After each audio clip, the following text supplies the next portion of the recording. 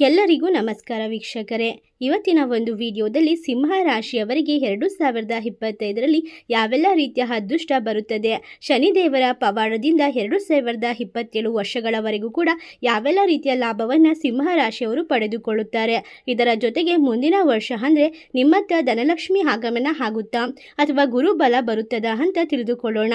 ಗುರುಬಲ ಮತ್ತು ಶನಿ ಬಲದಿಂದ ಏನೆಲ್ಲ ಅದೃಷ್ಟವನ್ನು ನೋಡಲಿದ್ದೀರಾ ಮುಂದಿನ 2027 ವರ್ಷದವರೆಗೆ ಅನ್ನೋದನ್ನು ಕೂಡ ತಿಳಿಸಿಕೊಡುತ್ತೇವೆ. ಪ್ರತಿ ಶನಿವಾರ ಏನು ಮಾಡಬೇಕು ಅನ್ನೋದನ್ನು ಕೂಡ ಸರಳ ಪರಿಹಾರದ ಮೂಲಕ ತಿಳಿಸಿಕೊಡುತ್ತೇವೆ.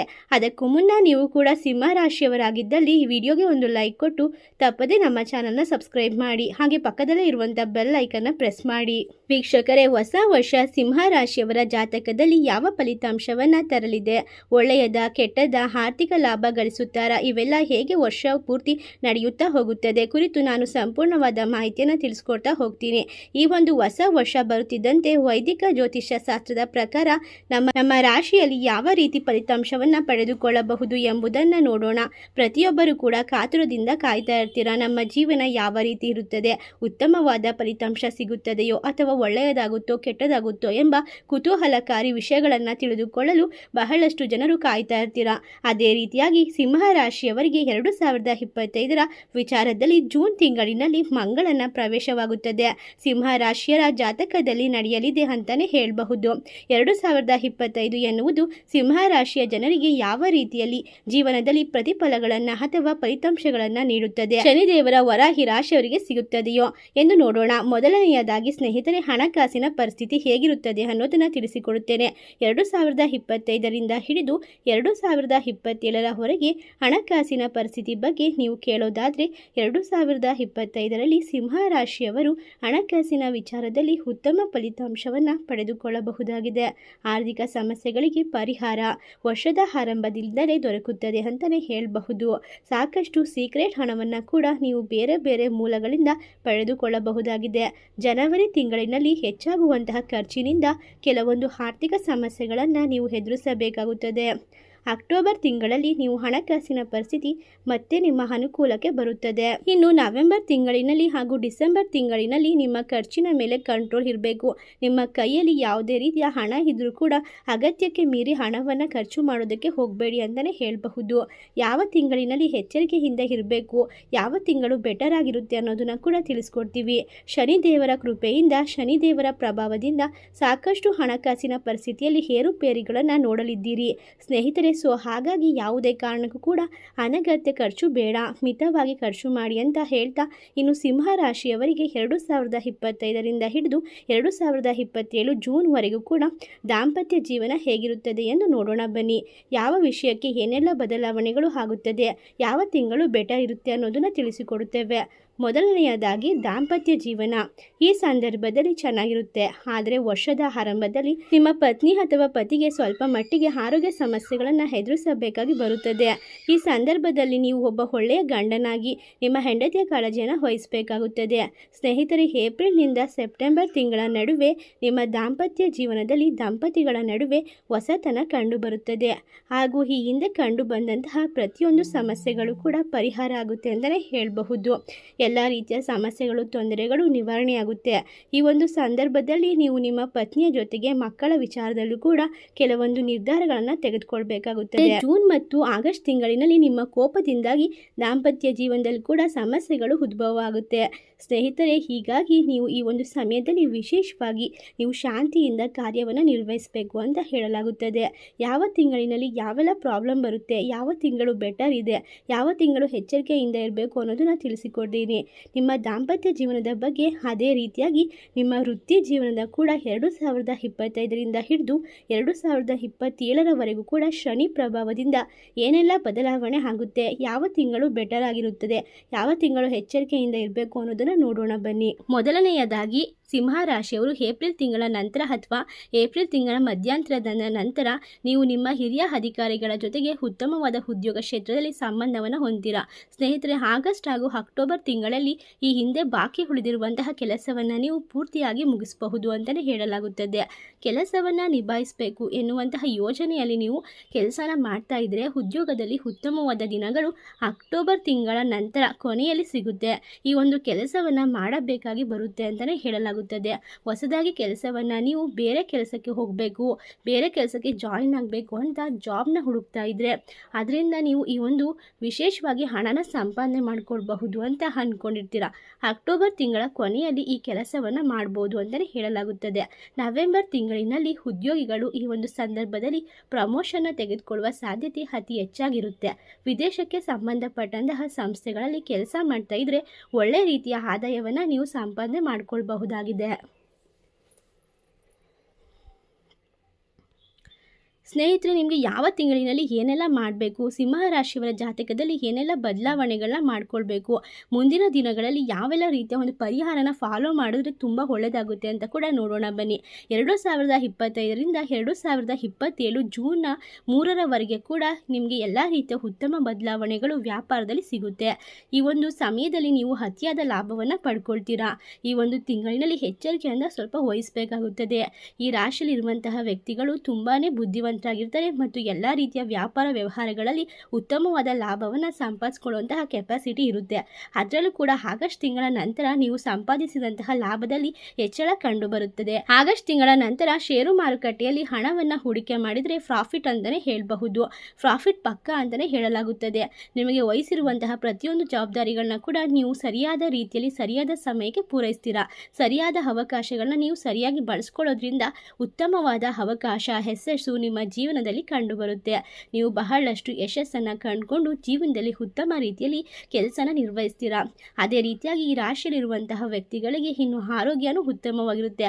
ಲವ್ ಆ್ಯಂಡ್ ರಿಲೇಷನ್ಶಿಪ್ಪು ಹೇಗಿರುತ್ತೆ ಅಂತ ನೋಡೋದಾದರೆ 2025ರಿಂದ ಹಿಡಿದು 2027ರವರೆಗೂ ಕೂಡ ಯಾವೆಲ್ಲ ರೀತಿಯ ಬದಲಾವಣೆಗಳು ನಿಮ್ಮ ಲವ್ ಲೈಫ್ನಲ್ಲಿ ಆಗುತ್ತೆ, ಯಾವೆಲ್ಲ ಎಚ್ಚರಿಕೆಯನ್ನು ವಹಿಸಬೇಕು, ಮುಂದಿನ ದಿನಗಳು ಸುಖವಾಗಿರೋಕ್ಕೆ ನಾವು ಇವಾಗಿಂದನೇ ಸ್ವಲ್ಪ ಪರಿಶ್ರಮನ ಪಡಬೇಕಾಗುತ್ತೆ.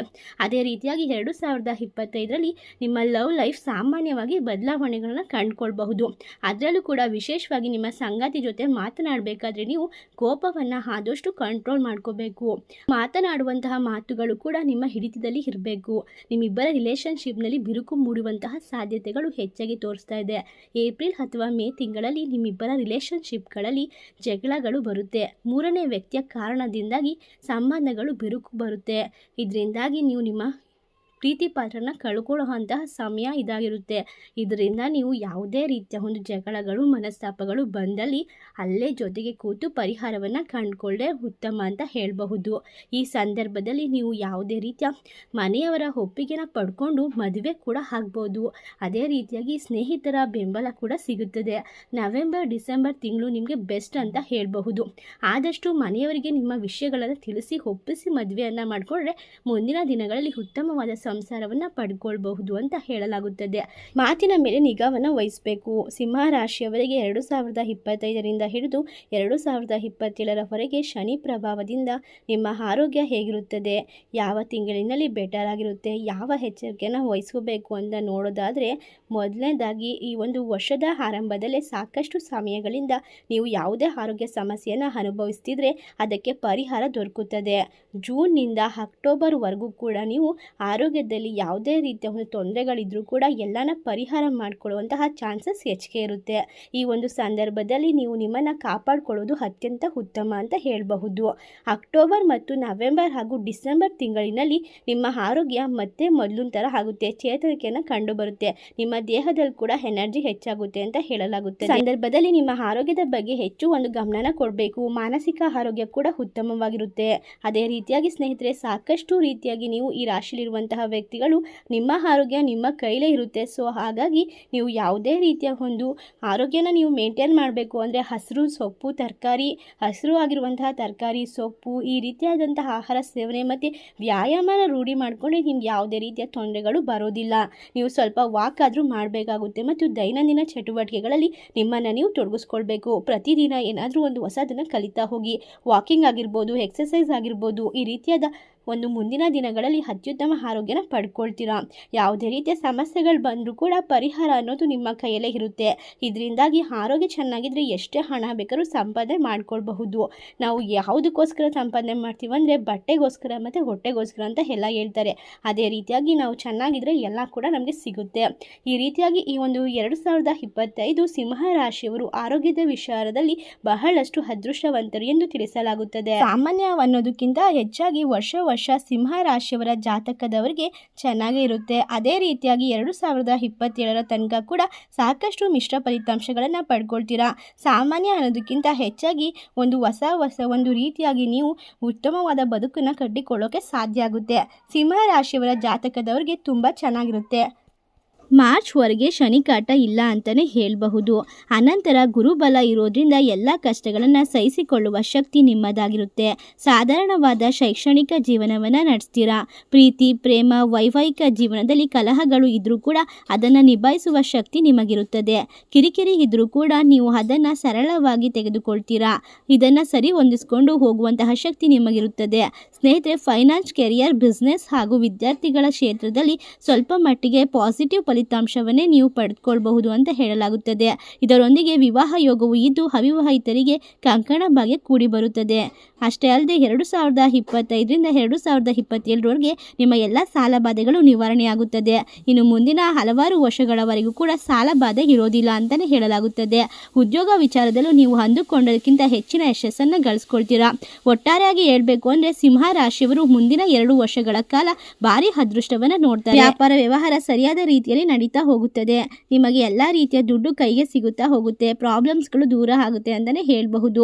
ಆದಷ್ಟು ಕನ್ಯರಿಗೆ ಅಂತಂದರೆ ಚಿಕ್ಕ ಎಳೆ ಮಕ್ಕಳಿಗೆ, ಹೆಣ್ಣು ಮಕ್ಕಳಿಗೆ ಅನ್ನದಾನವನ್ನು ಮಾಡುವುದು, ಬಟ್ಟೆ ಕೊಡಿಸುವುದು, ಸಿಹಿ ತಿಂಡಿಗಳನ್ನು ಕೊಡಿಸುವುದು, ಒಂದು ಹೊತ್ತಿನ ಊಟ ಹಾಕುವುದು ಕೂಡ ಮುಂದಿನ ದಿನಗಳಲ್ಲಿ ಲಾಭ ಅಂತಲೇ ಹೇಳಬಹುದು. ಇನ್ನು ಎರಡನೇದಾಗಿ ಶನಿ ದೇವರನ್ನು ಪ್ರಾರ್ಥನೆ ಮಾಡಿ. ಶನಿ ದೇವರಿಗೆ ಕಪ್ಪು ಎಳ್ಳಿನಿಂದ ಮಾಡಿದಂತಹ ಎಣ್ಣೆಯನ್ನು ಒಂದು ಕೊಡಬಹುದು. ಮಾಂಸಾಹಾರವನ್ನು ಸೇವನೆ ಮಾಡೋದನ್ನ ಬಿಟ್ಬಿಡಬೇಕು.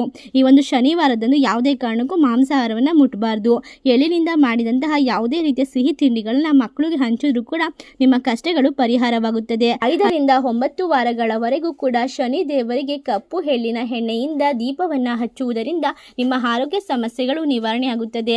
ಇದರ ಜೊತೆಗೆ ಪ್ರತಿ ಶನಿವಾರ ಸ್ನೇಹಿತರೆ ಆಸ್ಪತ್ರೆಗಳಿಗೆ ಮತ್ತು ರೋಗಿಗಳಿಗೆ ದಾನವನ್ನು ಮಾಡಬೇಕಾಗುತ್ತದೆ. ಇದಾದ ನಂತರ ಮೂಕ ಪ್ರಾಣಿಗಳಿಗೆ ತರಕಾರಿ, ಹಣ್ಣುಗಳು ಕೊಡುವುದರಿಂದ, ಪಕ್ಷಿಗಳಿಗೆ ಅಕ್ಕಿಯನ್ನು ಹಾಕುವುದರಿಂದ, ಕಾಳುಗಳನ್ನು ಹಾಕುವುದರಿಂದ ಮುಂದಿನ ದಿನಗಳಲ್ಲಿ ಅದೃಷ್ಟ ಅಂತಲೇ ಹೇಳಬಹುದು.